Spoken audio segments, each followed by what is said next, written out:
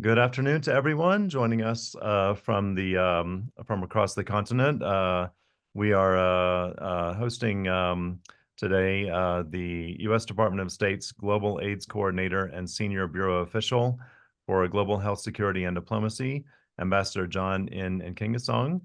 Ambassador Nkengasong will discuss the President's Emergency Plan for AIDS Relief in Africa, or PEPFAR.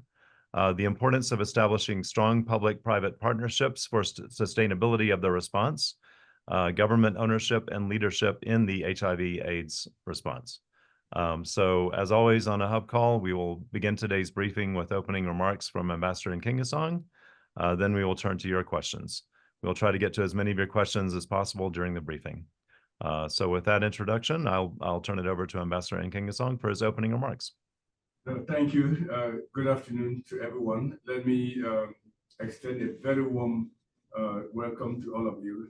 Again, very happy to see some of the familiar faces on this platform.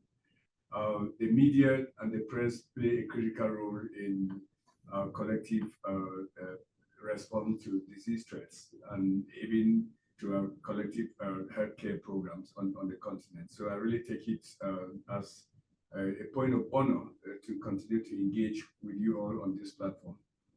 This afternoon, I'm in Gaborone in Botswana, and I spent last week in South Africa to elevate two issues. One is to address a roadmap or our thinking of how we should be approaching our journey to 2030 and beyond 2030. By sustaining the response to HIV/AIDS and travel that journey which we've traveled in the world of PEPFAR, the President's Emergency Plan for AIDS Relief for the past 21 years. That discussion, the time has come for that discussion because we've made tremendous progress. A country like Botswana has achieved the 395 goals set by the UN-AIDS, which is a joint United Nations AIDS program, which essentially says we needed to, by 2025, make sure that each country identified 95% of people who were infected and they should know their status, 95% should be under treatment, and 95% should have viral load suppressed. Botswana has achieved that, but the fight against HIV/AIDS is not over. So we need to sustain that response, continue to treat people who are infected and prevent the rates of new infections. I think overall, over the last 21 years, PEPFAR has invested over $110 billion. And in Botswana, it has invested in a partnership with the government of Botswana over $1 billion. And that has been part of the success story that I just described for you in Botswana. As indicated, PEPFAR is committed to accompany the people of Botswana to achieving an AIDS-free generation, hopefully by the year 2030. So I look forward to an exciting and productive conversation this afternoon. All right, thank you very much, Ambassador Nkengasong. So we'll now begin the question and answer portion of today's briefing. For the journalists, if at any time you would like to ask a question live, please indicate that by clicking on the raise hand button. And then please, this is very important, type your name, your media outlet, and your location and your question into the questions and answers tab. So please use the Q&A tab and not the chat box. Also, please be aware that from our side, the only thing we can see is your Zoom logon, so we might not be able to tell your full name. We might not be able to tell what a news agency you're from. So please do identify yourself well for us and type your question and your identification into the Q&A tab. We would ask you to please make your questions nice and short and limit yourself to one question only, and that it has to be on the topic of today's briefing, which is the future role of PEPFAR in Africa. For our first question, I'd like to go to Ms. Fumbe Chanda from Prime TV in Zambia. And the question is this one, Ambassador Nkengasong. How are you working with the respective countries to ensure sustainability in case PEPFAR comes to an end one day? Will Africa's health systems be able to stand on their own? No, absolutely. That's a very good question for me, because we have to be thinking ahead. HIV, unfortunately, is a very clever virus. It's a retrovirus, which means that it will take a considerable amount of efforts if we are fortunate to have a vaccine and cure to be able to say that we eradicated HIV or eliminated HIV, just like we did for polio, or we are doing for polio or smallpox. So that means we have to think about sustaining the gains that we've made over the last 21 years in maintaining people on treatment and making sure that the rates of newly infected people is decreased. So the dialogue is, how do we get to our 2030 goals, which we've all agreed as part of the Sustainable Development Goals to bring HIV/AIDS to an end as a public health threat and look beyond 2030. The journey to that begins with a clarity of conversations with partner countries like Botswana to say, what can we do and what can you do so that we continue? It's not about ending PEPFAR, it's more about constructing the way forward based on the success that we've achieved so far. Thank you very much, Ambassador. And just a reminder to the journalists that if you do wish to ask a question on the call, I see at least one hand is raised. Please do identify yourself in the Q&A box and type your question into the Q&A box for us, okay? And I'll read the question to the Ambassador. All right. So second question today comes from Mr. Mondisi Dube, Voice of America in Botswana.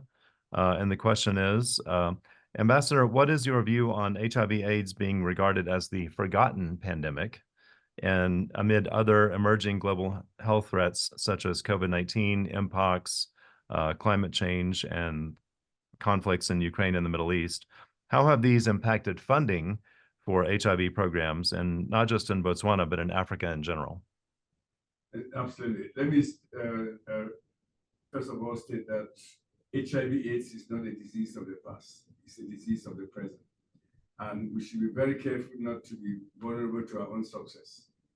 We've done tremendously well in controlling HIV. The fight is not over. So let me just share some numbers, which I stated earlier.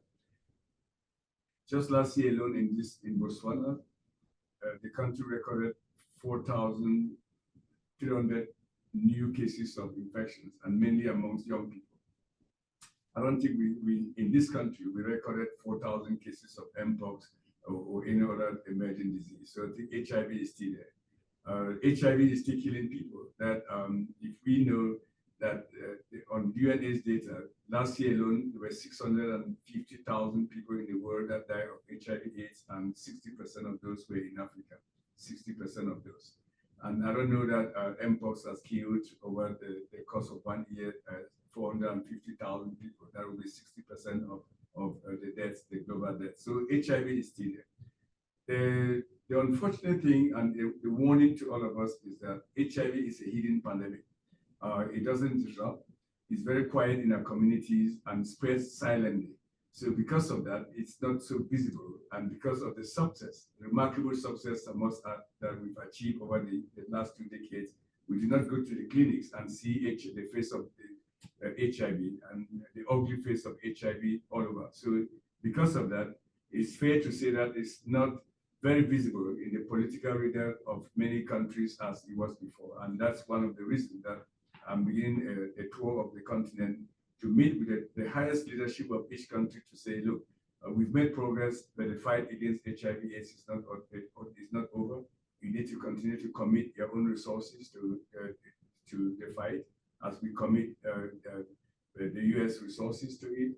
You need to shape your programs in a way that they can respond to the needs today and fill the inequity gaps that exist in young children, in adolescent girls and young women, and in key populations. So I think let's just always remember where we're coming from. And remember that if we do not sustain the response, the ugly face of HIV that we saw 20 years will emerge in Botswana and in many countries in Africa. Thank you very much, Ambassador. So we have a live question from Carmen Pan of Politico. I'm going to invite Carmen to ask her question live. Hi, thank you so much, and good morning from DC. So, Ambassador, I just wanted to ask you, so how exactly does the future of PEPFAR look like in Africa past 2030? Are you sort of like, do you foresee less funding, less involvement from the US? How exactly will that engagement look like past 2030 as far as you can tell at this point? No, thanks, Carmen, and thanks for tracking me down in Botswana. Carmen is always one of those strong advocates for PEPFAR and for the HIV response. So let me say this, Carmen. I think my greatest priority now is to work with you and others, civil society, and to continue to engage everyone to recognize that the fight against HIV/AIDS is not over. My top priority is to continue to work with Congress so that we get a clean 5 years reauthorization. So that will take us to our 2030. So that segment is so important so that as we think past 2030, we primarily be, first of all, thinking about the journey to 2030. That is so important because the post 2030 will depend on our success to 2030. We will either get to 2030 and we'll say like, look, we got somewhere with the fight against HIV. We got nowhere with the fight against HIV, or we got anywhere with the fight against HIV. That's what 2030 will look like. So I think my top priority is to work with everyone, mainly Congress, to get a clean 5 year reauthorization. That way, it can enable us to have a sustained conversation with the partner countries and say, look, let's approach our journey to 2030 in the spirit of joint responsibility and joint accountability. I mean, the US government is not transactional in the fight against HIV. We have not been. We are committed and proud partner. We've done that successfully and impactfully for the last 21 years, and we are not going to give up. Past 2030, depending on the success, it will define the way forward. But let me just say this to conclude. The US has been in the business of foreign assistance since 1961. Under President Kennedy, and I don't think that foreign assistance, including foreign assistance for health programs, is going to be cut off. How PEPFAR looks like post 2030 will depend on our success and will depend on several other determinants, which I cannot predict what will happen in 2030 from where I'm sitting now. Thank you, Ambassador. We have a question from Mr. Elton Mulenga, freelance journalist from Zambia. And the question is, does PEPFAR build capacities of medics in the beneficiary countries? PEPFAR, one of the things that we do not highlight enough in the PEPFAR program is that the capacity building component. Just to put it in, share some numbers with you, PEPFAR has supported the strengthening of more than 3,000 laboratories, government laboratories in Africa. We've trained over 340,000 healthcare workers.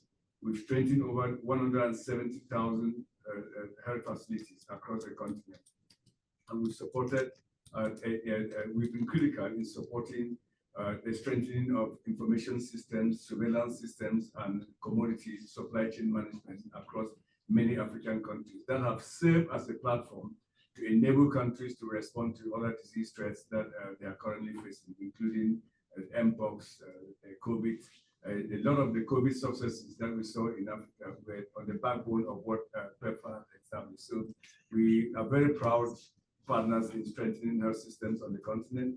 We would never have achieved the goals of saving 25 million lives, preventing 5.5 million children born free of HIV without very strong systems, capacity development of the continent. It is one of those programs that the analogy that would be the rising tides raising all boats in the sea. PEPFAR has been transformative in changing the landscape of global public health in Africa. All right, thank you very much, Ambassador. So we have a few other questions that came into us from journalists on the call. One of them is from Lilis Njeru of Nation Media Group, a very big newspaper in Kenya. The question is, a recent report released by UNAIDS shows that there are significant gains in Kenya. The number of those receiving treatment has almost doubled. However, children are still lagging behind in terms of accessing treatment. She gives some figures there. Could you comment on the phenomenon of children lagging behind in terms of accessing treatment?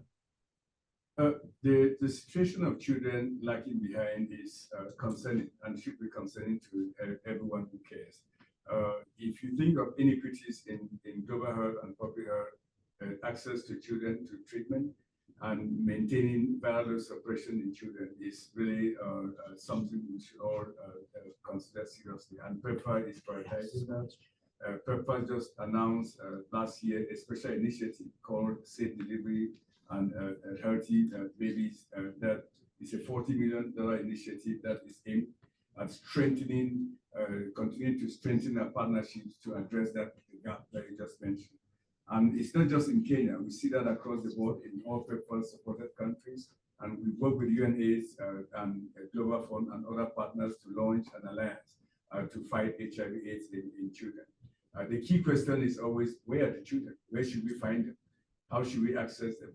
And how should we make sure that they stay on treatment once they start treatment? And very importantly, address issues of stigma around identifying children and making sure that they stay on treatment. What kind of regimens should we have that will be friendly for children to use and use all through the rest of their lives? We've made progress, but we still have a lot of work to be done to close the inequity gaps in children. All right, thank you for that. Thank you very much. We have a question also from Kenya from John Muchengi, who writes for The Star. And the question is, what is PEPFAR's plan in promoting access to long-acting injectable ART and the new injectable, I might be mangling some of these terms, PrEP, lenacapavir in Africa? I apologize if I got those terms wrong. You got it right, Johan. We believe that the new developments that have occurred over the last couple of months, that is the results from studies that were conducted in Africa showing that administering long-acting injectable preventable drugs can prevent the rates of occurrence of new infections almost by 100% if administered twice a year. And that is the case of lenacapavir produced by India. We are very excited in that. We are in very active conversations with the leadership of Gilead. We met twice during the UN General Assembly, and just next week we are going to be meeting again together with Global Fund, the Gates, Bill and Melinda Gates Foundation, to discuss issues of pricing and access. We believe that it could be a game changer if we use that in a very targeted manner, where we identify truly the population or subpopulation that are at risk, and really go in there and administer the drugs in a way that is at scale and in a way that is consistent. Because remember, you have to use these drugs or these injections twice a year for the rest of your life. But we are optimistic that we'll find each other.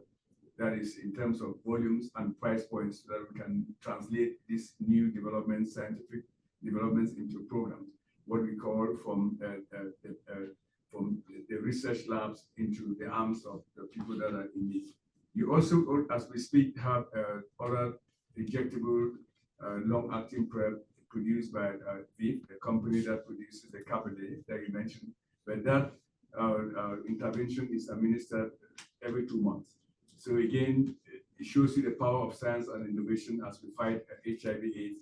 Who knows? In the coming years, we might actually be, if we are fortunate, by science, continuous investment in science, we may have long-acting PrEP that are administered only once a year. So again, we are very excited with the new developments with the lenacapavir 6-monthly injectable, but we still have some work to do in order to bring the price to an affordable level.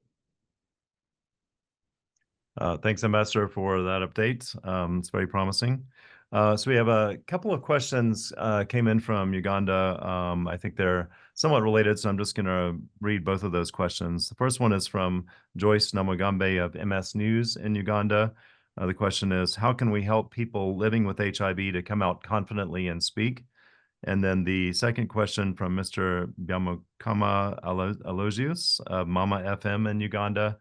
And that question is, what about increased stigma of HIV patients in Uganda? The two questions are related. I think, first of all, let's acknowledge the progress we've made in destigmatizing HIV. We also have to acknowledge that certain practices that have occurred and continue to occur on the continent, like the Anti-Homosexuality Act in Uganda, it doesn't allow for people to speak freely of their sexuality, and then, of course, it prevents the fight against, or it becomes a barrier in the fight against HIV. So we have to bring down those structural barriers that lend themselves to discrimination, stigmatization, and criminalization, especially in groups such as the LGBTQI, men who have sex with men, and others. I think that's so important. It's also part of the challenge that we are seeing in children. So it's a collective responsibility, moral responsibility, that we do not stigmatize, criminalize, and discriminate people living with HIV/AIDS. We do not discriminate, stigmatize people living with hypertension, diabetes, or cardiovascular or cancer. So why should we segregate or discriminate people living with a disease that has a cure? And even if the disease didn't have a cure, it is our responsibility to provide compassion, care, and understanding and support for anyone living with HIV/AIDS. But treatment is there. No one should die of HIV/AIDS at this moment in the struggle against HIV/AIDS, because we have highly effective treatment.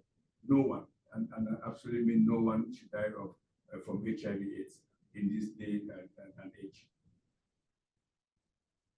Thank you, Ambassador. So I know our time with you is running short, and I think we might have time for just one more question. So I have a question here. You were once an Africa CDC director during COVID. What is your experience with African health systems, governments, and the pandemic response? I think there's a lot of work to be done in Africa in partnership to continue to strengthen public health systems and healthcare delivery as a whole. There's several things, areas of focus that PEPFAR has worked over the last 21 years that has helped advance these gaps, especially in the areas of workforce, strengthening institutions, strengthening networks, and engagement with the private sector. Those are all areas that the continent needs to continue to build on to advance the need to access good healthcare to the population, which is so important for its own development. The Agenda 23, the Agenda 2063 will only be successful if healthcare is actually promoted. PEPFAR has been a key partner and will continue to be a key partner as we journey with the countries. We do not only prevent and treat HIV, but we also strengthen systems that are required for us to be effective in treating HIV and preventing the infections. So there are so many gaps that the continent needs to work in, but with partners like the US are so proud.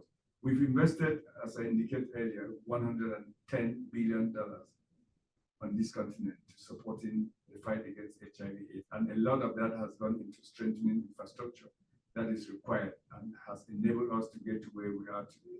So again, I'm looking forward to a very impactful partnership with countries in Africa that we are working, so that we bring this fight to an end and hopefully declare a generation free of HIV/AIDS in the next coming 6 years or so.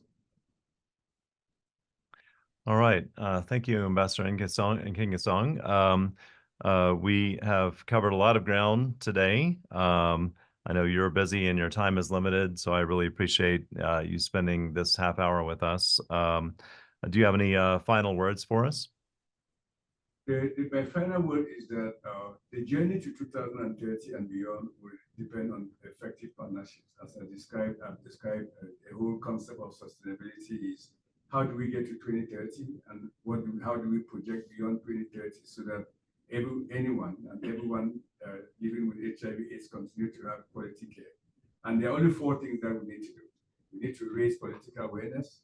We need to develop, adapt our programs. We need to sustain funding, and very importantly, build partnerships. One of the partnerships that I've always believed is so critical in galvanizing us is partnership with the press, so that you are the interface between what we do and the general public. So I think I'm counting on you to continue to translate the right messages, to make sure that HIV is not seen like a forgotten disease. I've said many times that we may be tired of HIV, but HIV is not tired of us. Our young people are more vulnerable. I think we should just keep in mind that HIV is out there. It's not a disease of the past, it's a disease of today. But the press and media has a critical role to play in this journey. All right. So that concludes today's briefing. I want to thank the U.S. Department of State's Global AIDS Coordinator and Senior Bureau Official for Global Health Security and Diplomacy, Ambassador John Nkengasong, for joining us today. Thanks also to all the journalists for participating. As always, a recording and a transcript of today's briefing will be distributed to participating journalists as soon as we can produce them. If you have any questions about today's briefing, please contact us here at the Africa Regional Media Hub at afmediahub@state.gov. I would also like to invite everyone to follow us on Twitter or X at our handle @Africa Media Hub. Thank you very much and have a great day. Thank you. Thank you.